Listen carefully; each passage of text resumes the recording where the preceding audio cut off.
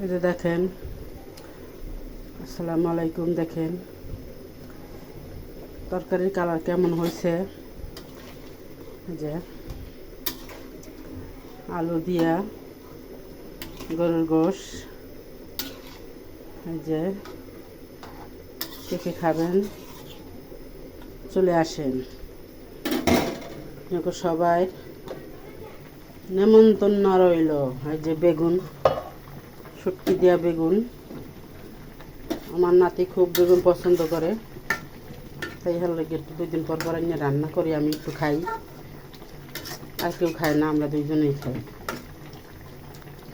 দেখেন আমি কাঁচামরিচ দিয়ে তরকারি খাই, তাই আমার তরকারি একটু সাদা সাদা দেখায়। মনে কিছু কইরেন না আপনারা। এই যে দেখেন কালারটা কত সুন্দর হয়েছে গরু গোছের। এই যে দেখেন, আর কিছু বলবো না।